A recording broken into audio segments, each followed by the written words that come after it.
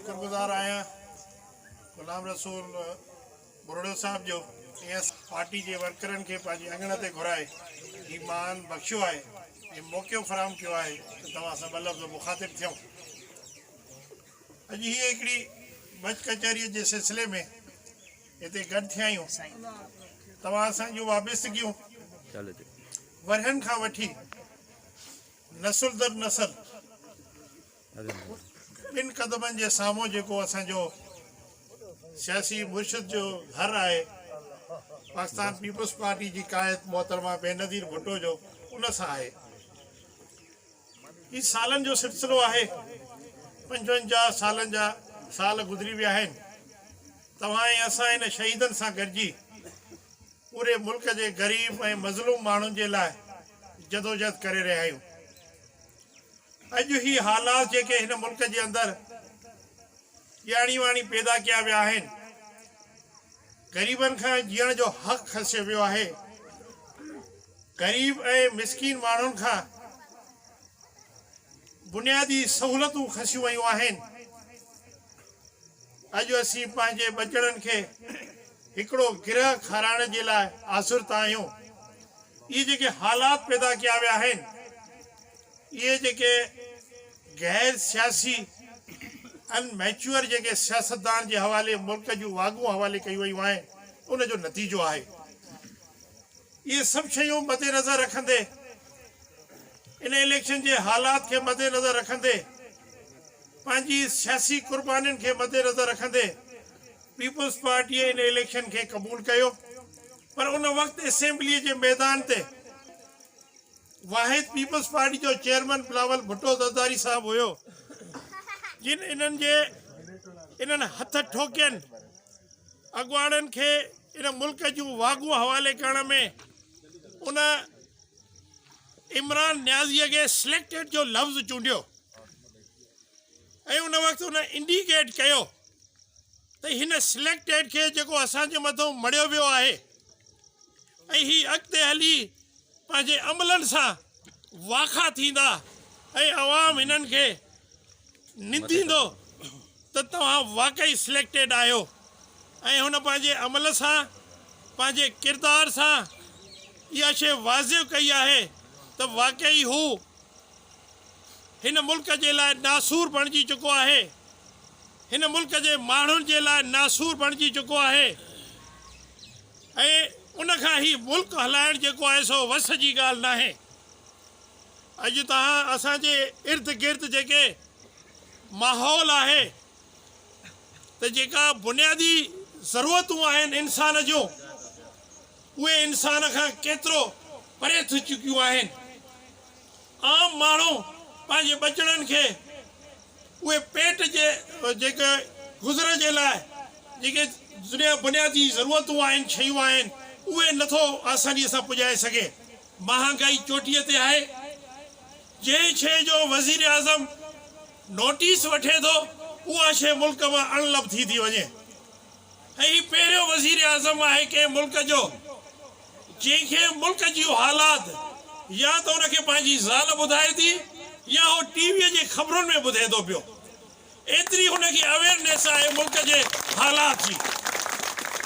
तंहिंजे करे मुल्क जे मईशत खे, मुल्क जे मुस्तक़बिल खे मद्देनज़र रखंदे, अवाम जे मुस्तक़बिल के मद्देनज़र रखंदे इन नौजवान बिलावल भुट्टे ज़रदारी साहब मुल्क जे सभिनी सियासी जमातुनि खे हिकिड़े प्लेटफॉर्म ते गॾु कयो। PDM जे सूरत में अॼु अल्हम्दुलिल्लाह हुकूमत बौखलाइजी चुकी आहे ऐं उहा इहा ॻाल्हि मञण ते मजबूर आहे त वाक़ई मां वटि सियासी टीम कोन्हे का, मां वटि मुआशी टीम कोन्हे का, मां वटि बहितर टीम कोन्हे का जंहिंसां मां मुल्क खे जूं वागूं संभाले ऐं अवाम खे रिलीफ ॾेई सघां। अॼु हू मजबूर आहे इन्हनि मुख़्तलिफ़ हथ कढण जे सूरत में असांजे मथां जेके पंहिंजा फ़ैसिला पढ़े रहियो आहे, मुख़्तलिफ़ ऑर्डिनेंस जे सूरत में अॼु हू परेशान आहे।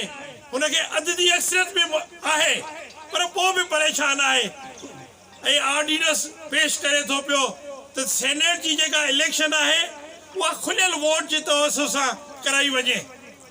जीअं त मुल्क जे आइन जे इहा मौजूद आहे त इन बाला ऐवान जी इलेक्शन सीक्रेट बैलेट पेपर जे थ्रू थींदी आहे ऐं उनखे चेंज करण जे लाइ ऐं असांखे तरमीम करणी पवंदी कानून में।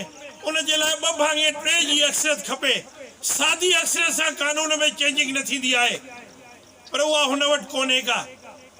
सुप्रीम कोर्ट में केस विधो आहे, उन सां गॾोगॾु वरी पंहिंजे गुॾो जेको सदर विहारियो थिए उन खां ऑर्डिनेंस जारी कराए थो, त पोइ हिन असेंबलीअ जो कहिड़ो कमु आहे? यानी कि ही नाल माण्हू पंहिंजे मथां पाण सवालिया निशान पैदा करे थो पियो। जॾहिं तूं चवे थो मां मुल्क जो वज़ीर आज़म आहियां, हिन असेंबलीअ जो अॻुवान आहियां, हिन असेंबलीअ जो लीडर आहियां, त तूं असेंबलीअ जे मथां उन जे मौजूदगीअ में ऑर्डिनेंस मोकिले थो पियो, यानी कि पंहिंजी नाली पाण साबित करे थो पियो। हुनखे इहो शक न बल्कि यकीन थी वियो आहे त सेनेट इलेक्शन में मुंहिंजी हार थींदी। मुंहिंजा माण्हू मुंहिंजी मुखालफ़त कंदा, मुंहिंजा माण्हू मुंहिंजनि फ़ैसिलनि जी मुखालफ़त कंदा।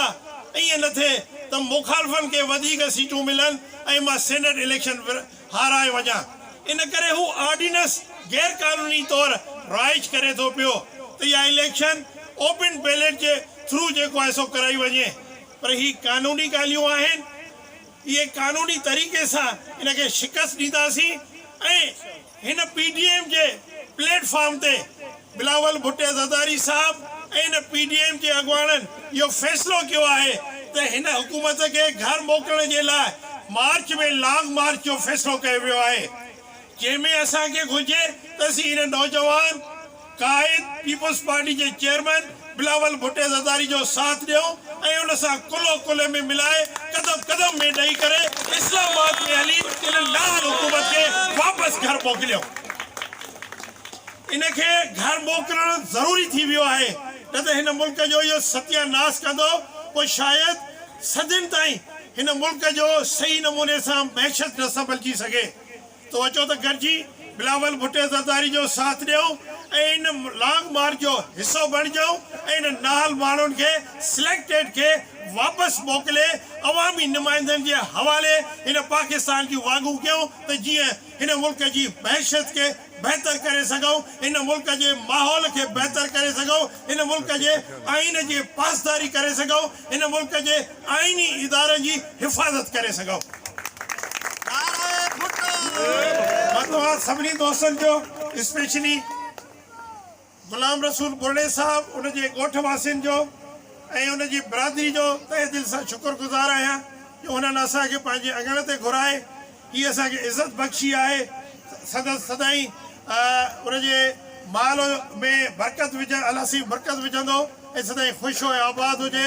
सभई दोस्त गॾिजी उनजे लाइ दुआ गुआहियूं ऐं इंशाअल्लाह ताला ही बेला पलाखड़ा सदाईं क़ाइम ऐं दाइम रहंदा ऐं इंशाअल्लाह ताला जेसिताणी सिरीअ में साहु आहे इंशाअल्लाह इन पीपल्स पार्टीअ जे काए सां सचा रहंदासीं ऐं उन सां गॾिजी करे इन ग़रीब माण्हू जे लाइ जदोजहद जारी रखंदासीं। जीए भुट्टो सदा जी।